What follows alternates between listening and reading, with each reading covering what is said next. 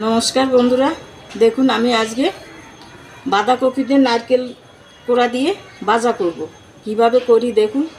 বাঁধাকপিটুকু ছিল ঘরে, আর নারকেলটাও ফ্রিজে ছিল, একটু লাল লাল হয়ে গেছে, ফেলে দেব না। ফেলে না দিয়ে এটা একটুখানি ভাজা ভাজা করে দিই, খাওয়া হয়ে যাবে। এখন কিভাবে করি আপনারা দেখুন। আমার কড়াই গরম হয়ে গেছে, কড়াইতে দিয়ে দিচ্ছি একটু তেল, দিচ্ছি অল্প একটু রসুন, দিচ্ছি পেঁয়াজ, দিচ্ছি দুটো কাঁচা লঙ্কা ফেড়ে,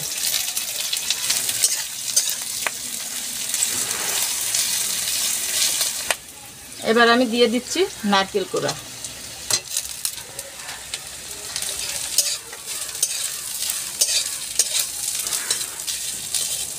অল্প একটু নুন দিচ্ছি, দিচ্ছি অল্প একটু হলুদ গুঁড়ো।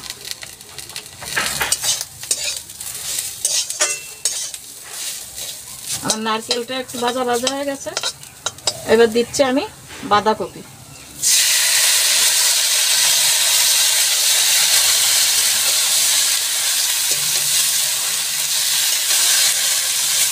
আমি দিয়ে দিচ্ছি হলুদ গুঁড়ো, দিচ্ছি স্বাদ মতো নুন,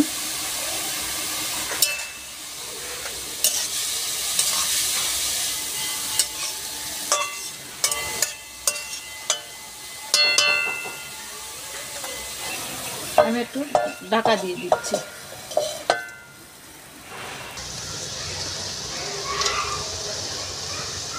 আমি ঢাকনাটা খুলে দেখছি কত দূর হয়েছে।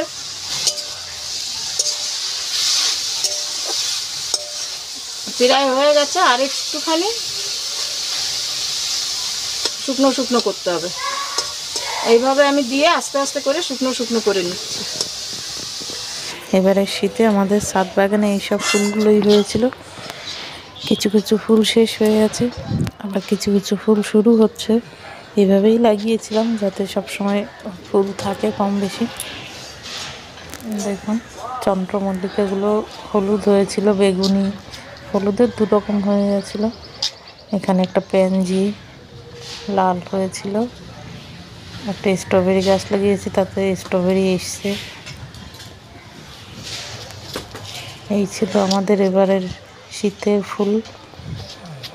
এদিকে টমেটো গাছ লাগিয়েছিলাম, টমেটো গাছে ফুল এসছে, ফল এসে গেছে।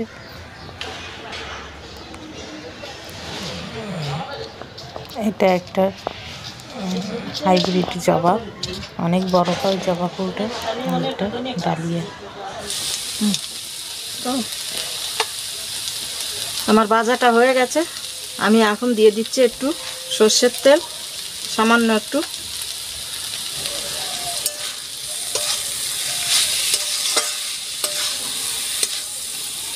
এবার দিয়ে দিচ্ছি আমি একটু শুকনো খোলা জিরে ভেজে রেখেছিলাম, সেটা গুঁড়ো করে এটা এখন আমি এই ভাজার মধ্যে দিয়ে দিচ্ছি। আমার বৌমা তো বলছে, মা যা রান্না করছো এইতেই তো ভাত খাওয়া হয়ে যাবে আজকে। দেখুন এটা খেতে খুব ভালো লাগবে, নারকেল আছে, জিরে আছে। এই রান্নাটা আমি যেভাবে করলাম এইভাবে করে আপনারাও খেয়ে দেখবেন, এটা তো খুবই ভালো লাগে।